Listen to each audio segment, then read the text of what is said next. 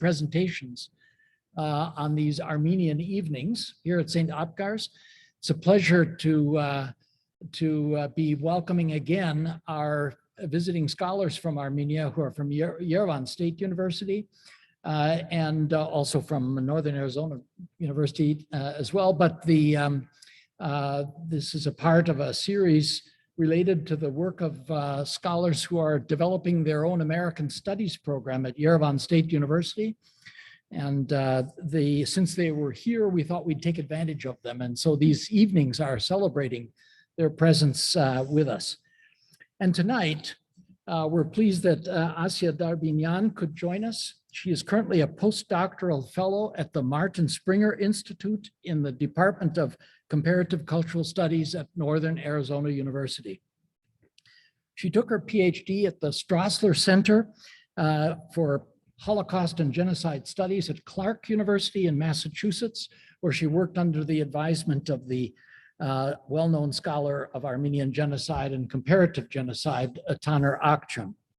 She has also held a postdoctoral appointment at Stockton University in California. Before coming to the United States to do her doctoral work, she did both her baccalaureate and master's degrees at the Faculty of International Studies at Yerevan State University, where in fact the new American Studies program will also be lodged. And following her, alongside of those studies, she became first an English language guide and then the deputy director of the Genocide Museum in Yerevan, the Museum of Genocide, Armenian Genocide Museum in Yerevan. In fact, it was there I had the first privilege of meeting you, Asya. Tonight, she joins us for a talk on Voiceless, experiences of Armenian children during the war and Armenian genocide. Please join me in welcoming Asya Darbinyan.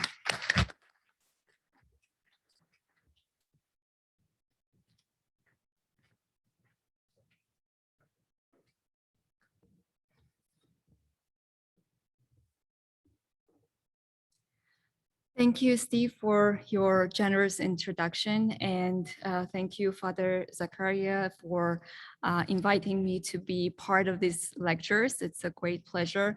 Thank you, everyone, for coming here on this Friday evening. And without further ado, I'll just get to my presentation, which is, as Steve already mentioned, titled Voiceless: Experiences of Armenian Children During the War and Genocide. Genocide is a crime. It is a term coined by international lawyer Raphael Lemkin to define, condemn, and punish a crime that didn't really have a name at that point. Yet genocide is so much more than just a crime or a term. It is an attack on lives, homes, culture, identity, agency, and dignity of a people. Genocide is an experience and a process that does not begin or end with mere act of killing. It impacts generations. Each genocide is unique for the people who experience it, who have to overcome that trauma and deal with its consequences, who remember and commemorate it. The Armenian genocide, orchestrated and systematically implemented by the Ottoman Turkish government under the cover of the First World War, was a disaster that inflicted tremendous suffering and pain upon a people, that took over 1.5 million lives, triggered huge population movements, and left hundreds of thousands of Armenians, as well as Assyrians and Greeks, without home and hope. For many years,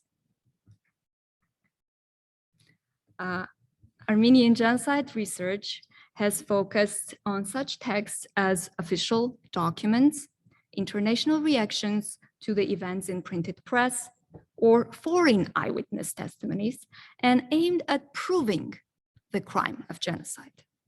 By analyzing foreign sources, though, scholars largely neglected the voices of the survivors. As we know, The Turkish state's continuous denial of the Armenian genocide also has impacted this academic stage or the research on the topic.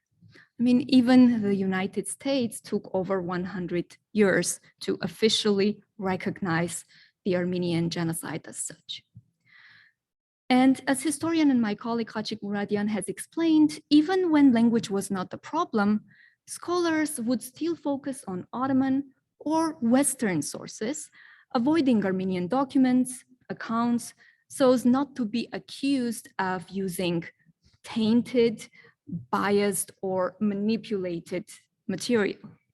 Hence, those who actually went through the hardships of forced displacement, attacks on their houses and families, rape, abduction, forced conversion, starvation, exhaustion, and epidemics were marginalized, and their words were considered less worthy for scholarly analysis.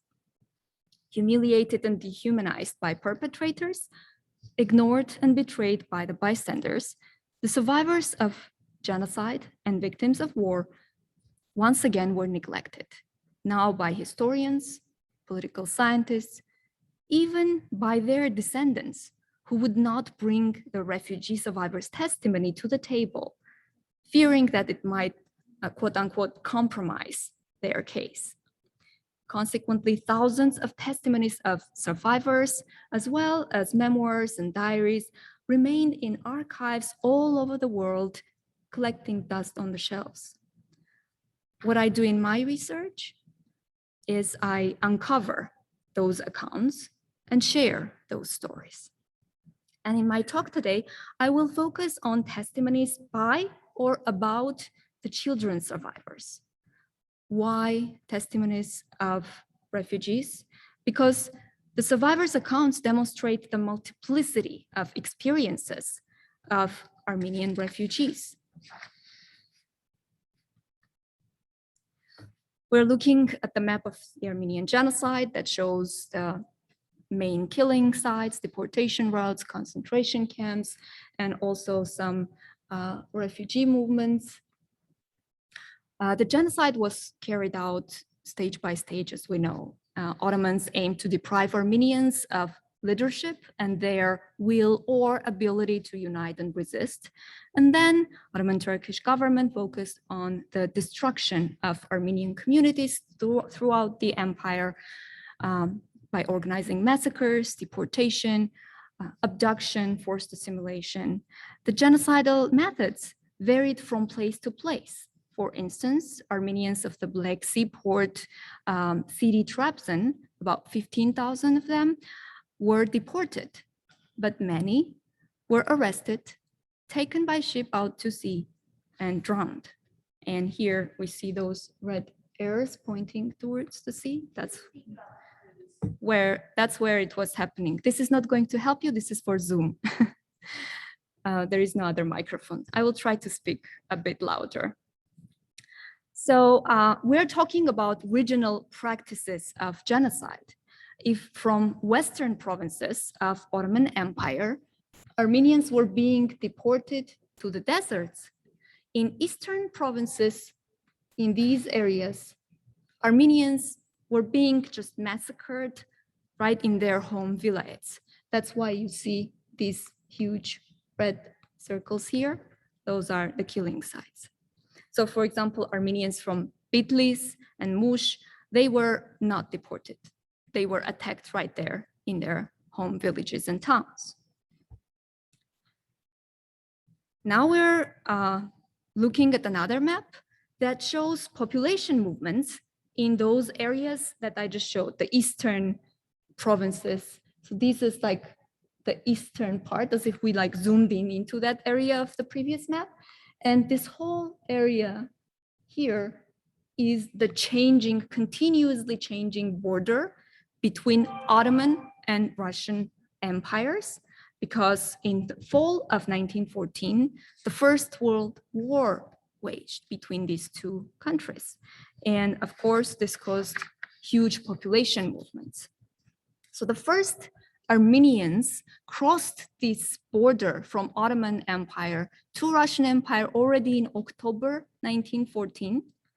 And by July and August 1915, about 200,000 refugees from Turkey had reached the Caucasus. So these were refugees that were coming because of the war, but also because of those regional practices of the genocide by the Ottoman state. And these refugees walked about 120 miles in deserted mountainous regions, and many died from starvation, from exhaustion and diseases. If and when they reached Transcaucasia, they were accommodated in Yerevan, Yelisavetpol, and Tiflis gubernias. Reports about Turkish atrocities against Armenians in Ottoman Empire and the humanitarian crisis emerging in the Caucasus reached the Imperial Russian authorities instantly. Russian political and public figures protested against Ottoman violence, and they pressed for relief work in order to confront this emergency. A number of committees and organizations, both Russian and Armenian, engaged in the Armenian refugee relief effort, operating in Transcaucasia, or as we call it now, South Caucasus, as well as in Russia's interior, and also in Eastern Ottoman provinces that were occupied by Russian troops.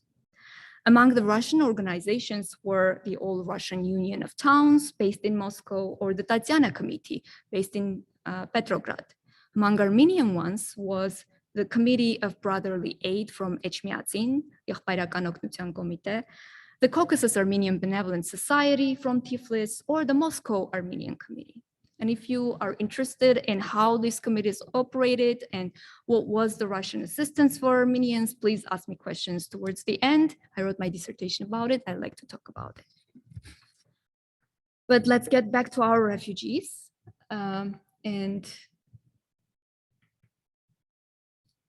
Thank you. Their stories. Karos Asuni, an Armenian relief worker, witnessed the mass population movements at the Ottoman-Russian border regions in summer 1915. He wrote, and I quote, "From now on, the word refugee, Gaghtakan, has become a synonym for a Turkish Armenian, a miserable and desperate person," end quote. He also drew this map, trying to capture the directions in which the Armenian refugees fleeing the eastern provinces of Ottoman Empire, like Van, Bitlis, Erzurum, moved, and how they reached the Caucasus, seeking for temporary shelter, food, medical assistance. So these are like the directions through which they were getting to Eastern Armenia, which was under Russian Empire's rule.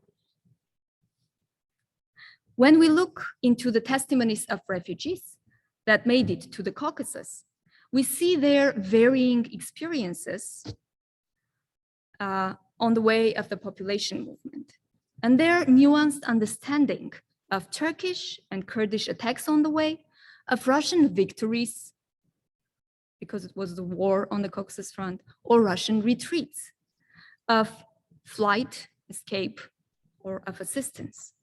For many, Turks, Kurds were the ultimate murderers. For others, the local Muslim aghas were their patrons, the only possible shelter. For some, the Cossacks and Russian soldiers were just as violent and dangerous as Kurdish gangs. For others, they were saviors, the only way out of that misery.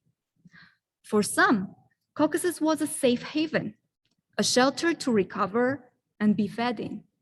For others, a hostile and unwelcoming place threatened by epidemics and imminent death. For many refugees, the exodus to the Caucasus was not a choice. It was a forced solution. They fled their homes to stay alive, but also to be able to return when given a chance and reconstruct their lives back in their fatherland. Little did they No, they were never going to return home. Aid for refugee children and orphan care was central to the relief work during this period. Violet Thurston was a British nurse. She was traveling throughout Russian Empire, looking into the condition of different refugees. And she later published her story in a book called People Who Run, which is literal translation from the Russian word of refugee, беженцы.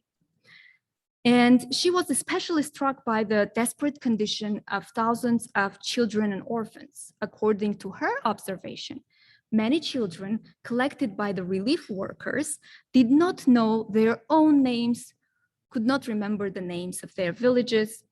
It seemed like, according to Violet Thurston, these children were voiceless.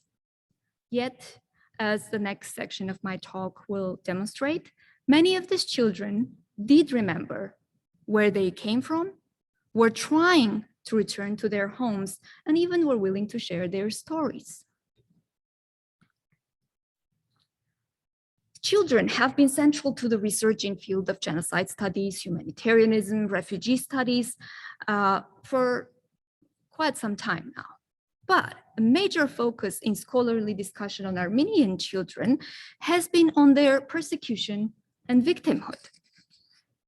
In this talk, I examined the experiences and accounts of Armenian children from Van, Bitlis, Mush, and elsewhere displaced because of the war and the genocide by focusing on their agency, highlighting how they emerged as important actors during these developments.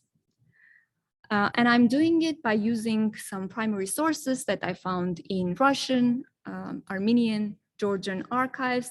I analyzed rarely utilized accounts of survivors and relief workers in the Caucasus.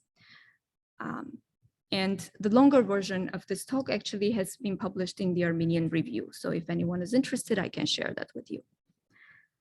Writing about importance of children's eyewitness testimonies, Donald Miller and Lorna Turian Miller note, and I quote, "Rather than seeing children's perspectives as a liability, we believe that this point of view offers a unique opportunity to understand human tragedy as it affects those who are typically voiceless in the society," end quote. Building on this argument, in this section, I examine a long neglected collection of accounts written by Armenian orphans from Van about their experiences before, during, and after the 1915 July retreat of Russian troops from Van. So Russian troops during the war on the Caucasus front had advanced towards Turkey and had occupied Van. And when these troops had to retreat, Armenians of these areas had to suddenly evacuate, not to fall victim to Turkish and Kurdish attacks. These accounts of the children were collected by Armenian poet Vahan Teryan in Yerevan in January 1916. Only very recently, Teryan's great-grandson, Gevorg Emin Teryan, published those accounts. Before the publication of this volume, these stories written by Armenian orphans from Van were kept within Vahan Teryan collection in the Charens Museum of Literature and Art in Yerevan, and they were mislisted in those archives as Vahan Teryan student notebook. So these children survivors were asked to write brief accounts, then put their name and their age at the bottom of the page of each of the accounts. So they were from 10 to 15 years old. This collection was not well organized. There was no certain structure to it. And the authors, the refugee children, titled their accounts, and Teryan, Vahan Teryan, did not change those titles. Many opted for general titles, such as about the Van event and life, Vani Debke Yev Kyanki Masin, or Van Exodus, Vani Gachte, Others chose to be more specific or more descriptive, like from Van to Igdir, Van and Igdir, or a day of panic, Hujabi Orme. Most orphans mentioned a few details about their past, about their family in Van, and focused on this July retreat. They emphasized the hardships of packing in panic, leaving their homes and everything behind. A number of orphans remembered the route of retreat through Berkri, Igdir to Echmiadzin, and Yerevan. They talked about being attacked by Kurdish gangs and described the suffering and death of their fellow refugees on the way to Caucasus. I quote from one of these accounts.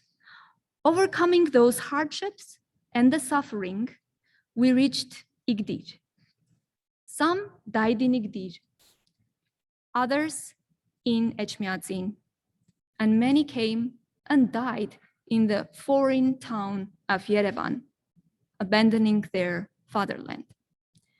Recalled 14-year-old boy Zaven. So while the refugee children's accounts are not very structured, they contain brief but very distinct reflections on their own feelings and conditions of the retreat in various areas in Transcaucasia.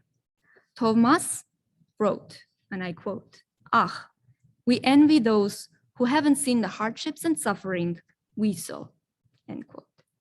Grigor, an 11-year-old boy, wrote, I quote, "After tens of thousands were massacred, now we are in Yerevan, deprived of all the necessities. We, those who stayed alive, are sheltered under one roof, given 15 kopek allowance daily," end quote. Sirarpi, a 13-year-old girl, said that when Russian troops and the Armenian volunteer regiments entered Van, the Armenians thought that they were, quote, "liberated from Turkish barbarism and atrocities," end quote. But when Russians suddenly retreated, it felt like Armenians were deceived.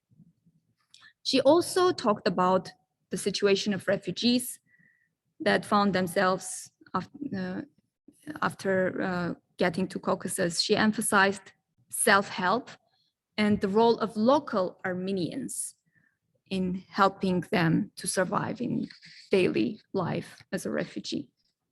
These brief reflections of orphans demonstrate both the devastating condition of the children and the challenges that they continued to face even after reaching the Caucasus.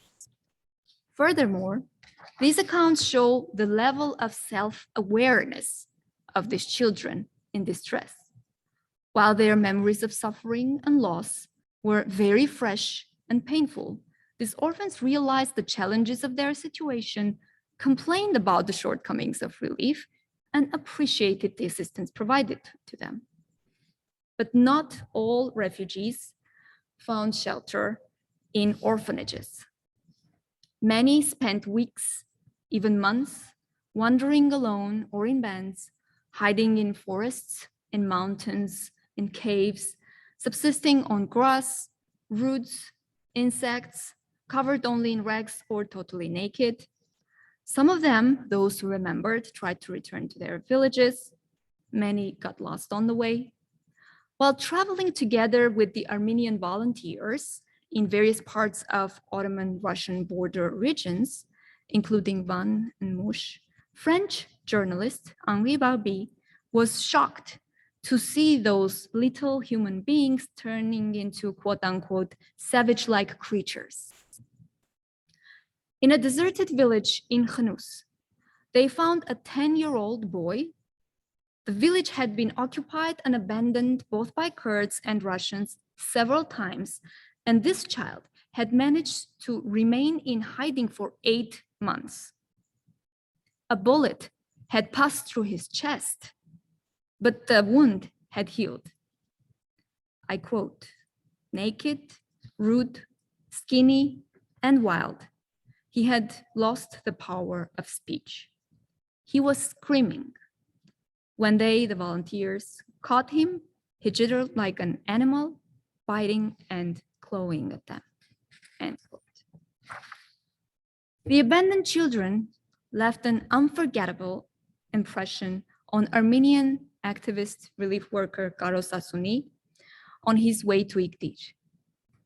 And I quote from his memoir: "Abandoned and derelict, they were found behind a stone at the waterfront, not dead yet.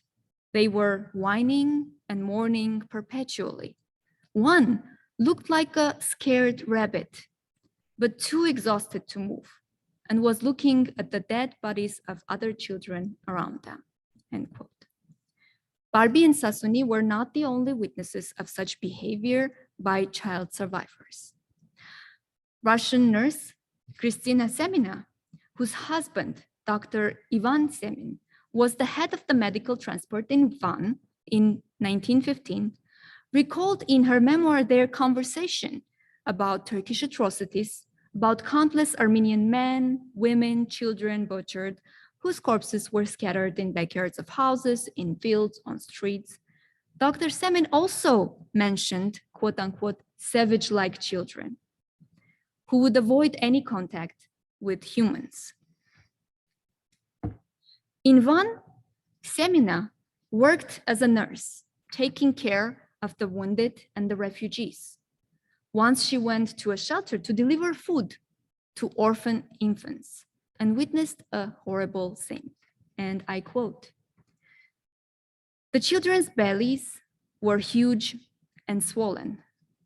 Their legs and arms were thin. It was hard to believe they constituted parts of the same body. The disproportionately huge head on a thin neck looked like an inflated, ugly balloon. Only their big black eyes were enormously brisk, filled with animal fear, seeking a shelter to escape and hide," end quote. So although the nurses visited them every day, brought them food, took care of them, these children, as Semina wrote, were extremely wild and unwelcoming. I'm quoting her again. She wrote, "We distributed the porridge in plates with spoons, but not everyone realized their purpose. The majority of the children ate the food directly from the plate, like puppies or kittens," end quote. Despite the challenges, relief committees, local administrations, doctors, and nurses kept fighting for lives of these children. Soghomon Tehlirian was among the Armenian activists working for the Orphan Collect initiative in 1916 in eastern regions of Ottoman Empire.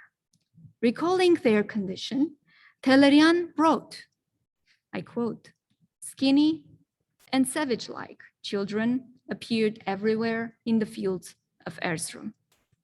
The majority had survived by hiding in the ruins of Armenian villages.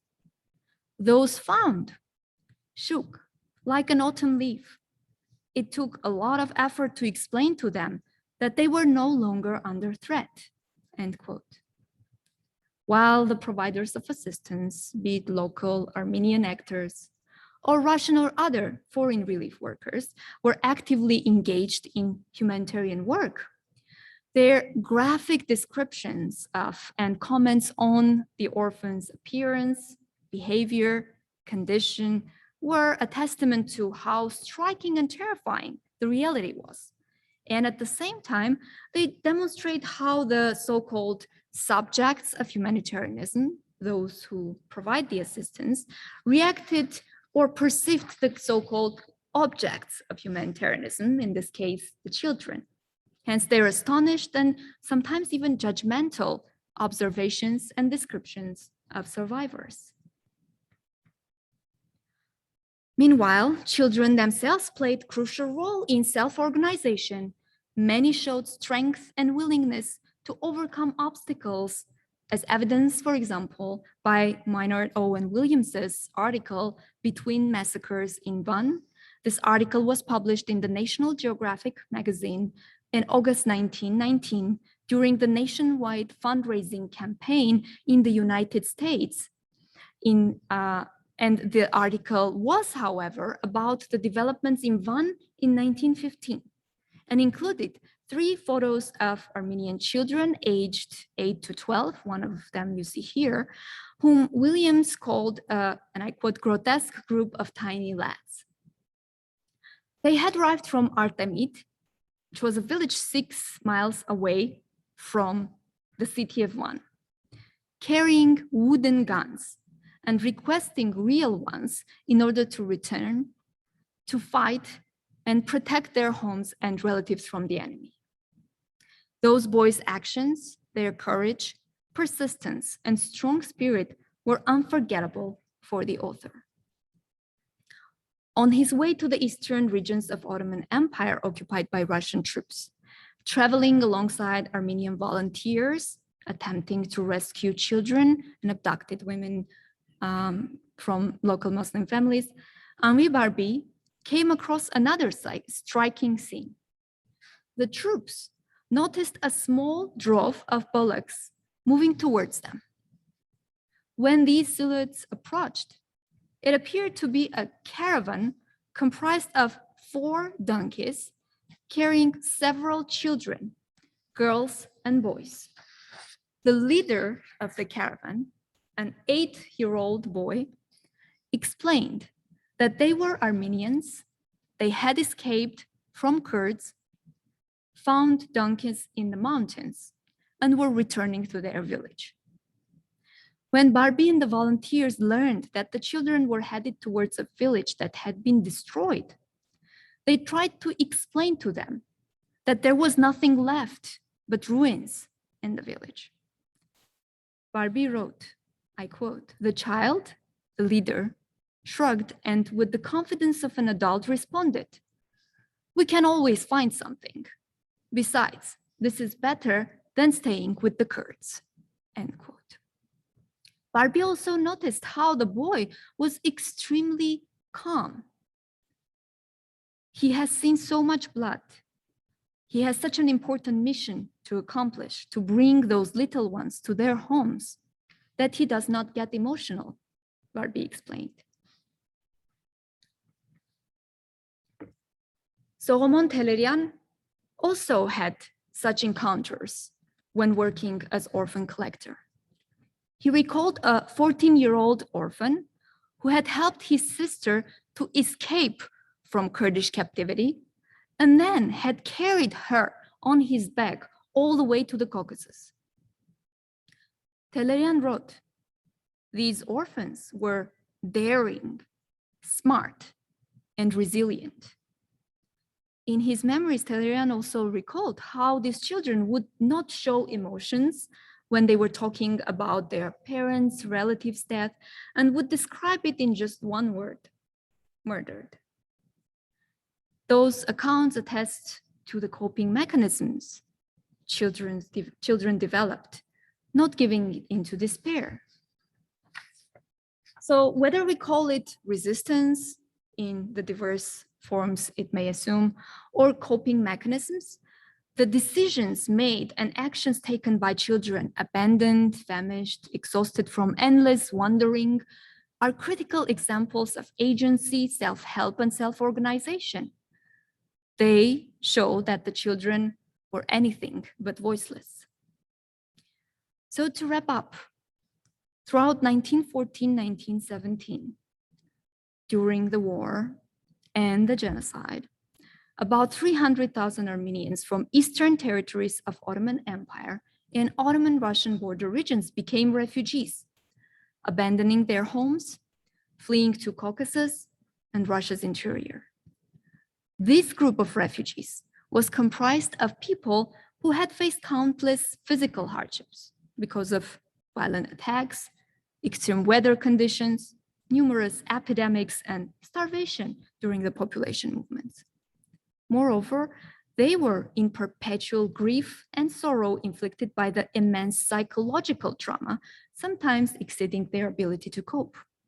Yet, when asked to share their stories of suffering, loss, struggle, and eventual survival, many of the refugees, both adults and children as we saw, provided quite extensive accounts of their experiences.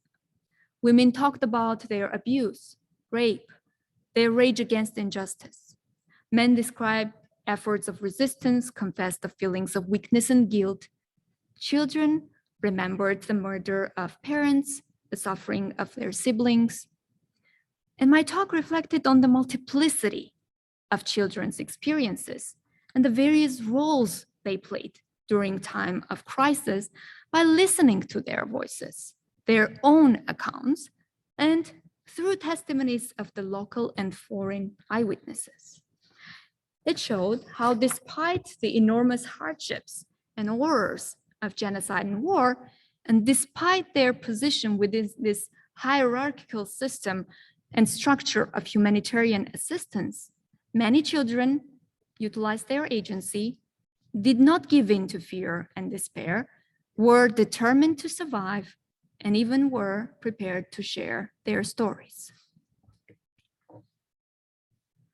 Examining their stories allows us to portray more nuanced picture of Armenian refugees. In contrast to homogeneous, voiceless, faceless waves of people described in most of the reports prepared by relief organizations or governmental agencies.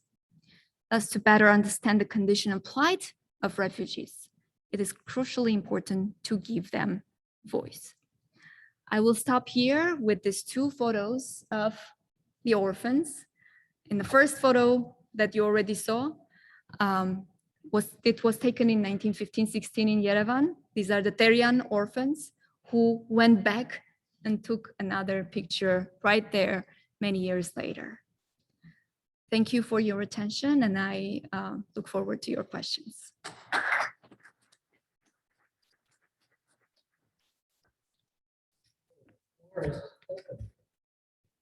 Comment, question. Question.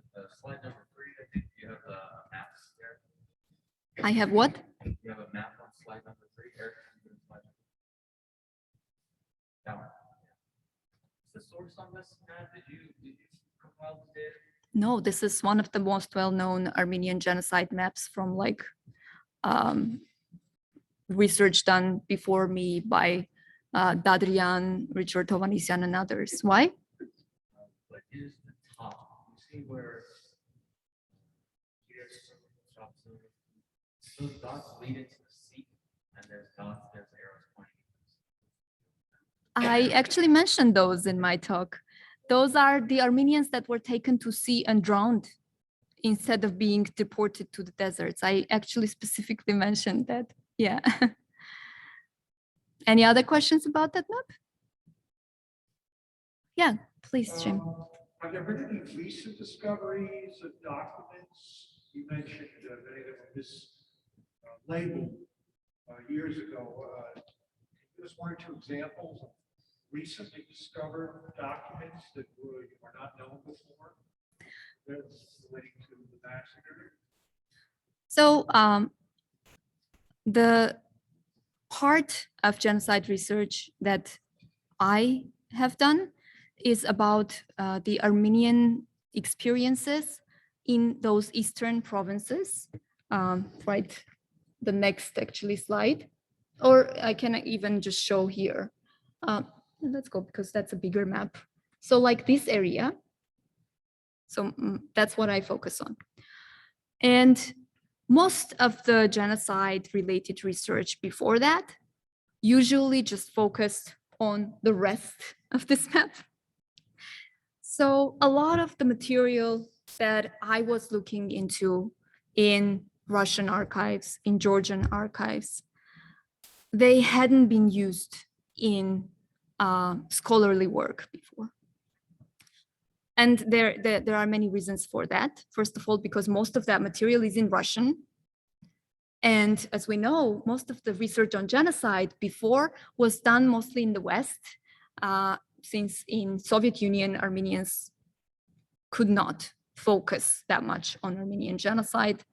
It was considered a nationalist topic, and you were not supposed to do that in Russian, in Soviet Union. So most of the research was done by Western scholars, and Western scholars did not have access to Russian language materials and files. So for example, when I would go to the Russian Military Historical Archive, and I would look into the eastern provinces of Ottoman Empire, you can actually see their list of people who have used these files. There were no Armenian scholars that had used it. I noticed one of the people that had looked into some of those documents was one of my PhD advisors, Peter Holquist from UPenn, who has worked on Russian Empire as well, but no one else. So a lot of them, and you need to consider that even Peter Holquist, he can only read the Russian part. When it comes to Armenian language files, that's when the stop comes, because then you have to speak the language, be able to read handwritten files. And this is one of the reasons why I'm not saying that they were groundbreaking discoveries in Armenian genocide research, but a lot of the material that I found and used in my dissertation to describe the situation of refugees in Eastern provinces and in Russian Empire were used for the first time, just because no one else had gone and opened those files and looked into them. The same even in Georgian archives. I'm in Georgia next door. I spent a couple of months in Tiflis and Tbilisi and found amazing material. And it's even easier to use than the Russian files, because in Moscow, it can be sometimes difficult to order a file. It may take like 2 weeks to get one document. In Georgia, that was not the case, but because Tiflis during this period of war was the center of the Caucasus, a lot of the copies of the documents that imperial government had were also kept in the Caucasus Center in Tiflis. So I had access to the same material quicker and easier in Tbilisi rather than waiting in Moscow. So, it's interesting how you start, it's almost like an investigation of its own. You start from like one piece and then you realize, oh, there are these names, and then you follow those names, and then you find the entire story of one survivor or one village that was struggling, because sometimes people from one village would move together to another place and would try to stay together whenever they were forced to move again. So it's really just amazing to see how people would not have looked into that. Yeah. Can I just follow up on Sure. this question, because and then I'm sure there are others. Your work is really path-breaking in all of its appeal to Russian materials on the genocide. And this reference to the Military History Archive, that many of us know in Petersburg, is the Military History Archive. What about these fraternal aid societies? They must have had records too. Are they extant, and are they in Moscow, or where do you uncover this? Right. So actually, the Military Historical Archive, the RGVIA, that one is actually in Moscow. The Russian Historical Archive is in Petersburg. Historical Yes. Yeah. So, which made my job a bit easier, because then Garf and RGVIA both were in Moscow, so I could work in one city. But what is interesting about these organizations? So it's talking about like an organization called All Russian Union of Towns, Всероссийский союз городов, which was providing a lot of assistance and had its branches all over the Caucasus. They used to publish their work. This was typical to Russian imperial structure of government.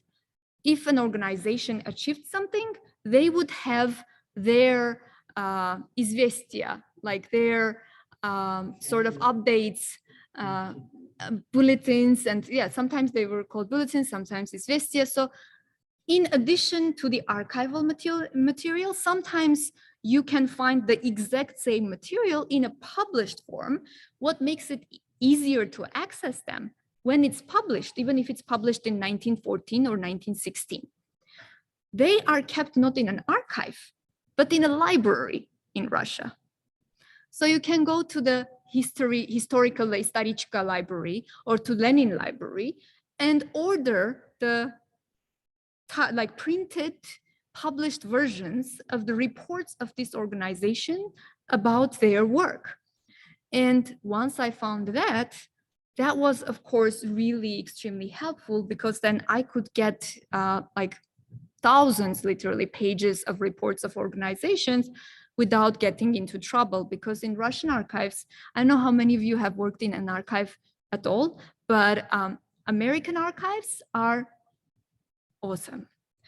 You get there, you ask for something, and you get it. Even if you have to wait for 15 minutes maybe to program to show it, you're going to get it. In Russia, if you ask for a file, first you need to find it in a paper catalog. Then you hope for that paper document to be safe enough to be brought to you. Some of those materials are in such bad condition that they will not bring it to you. They have it, but it's just, you know, it's going to, yeah, disappear if you touch it. It's like, and they're not really taking care of it that well, because they told me that the money comes from the very top, and the very top decides which documents are more important. Caucasus is obviously not that important. So having something published and available in a library was like a heaven for a researcher. You had a question, I think? One here and then over to Asya. Go ahead. Yeah, I was just reflecting on the experiences you shared, the reports, and talking about the data that you collected, the accounts of the children that you read. I was just reflecting, and I was thinking, has there been any analysis done, like in terms of differences based on the villages these children came from, or based on gender? I don't know. Like, was it the same experience of the boys and girls, or those who came from like the big circles, or you know what I mean? I'm just trying to think what the analysis of these great sources that you collected and okay to get the information and everything, but what did it inform us? Yeah. That's a great question, and that still needs to be done. Because writing my dissertation took 6.5 years. And that's when I was just finding and uncovering these files. So only one chapter of my dissertation is about the refugee testimonies, like their experiences according to their experiences and perspectives. So I worked a little bit around those questions of how they might have been different. For instance, gender plays a huge role in how usually refugees reflect on their path. One of the obvious differences that you may notice is that men tend to tell other stories and talk about bigger picture, like attacks on a village, lives lost, while when you look into women's accounts, you see more personal stories. You see more about their own experiences, about the suffering they went through. So there is some analysis that I have managed to do, but the thing is that and that's actually why I was emphasizing this fact in my talk several times, is that we tried always to avoid this survivors and their testimonies. Instead of bringing them into the center, working and analyzing them, we used to push them to the side and look into like foreign eyewitness testimonies, for relief workers' opinion about the situation. And the analysis has focused a lot on that instead of looking into the refugees themselves.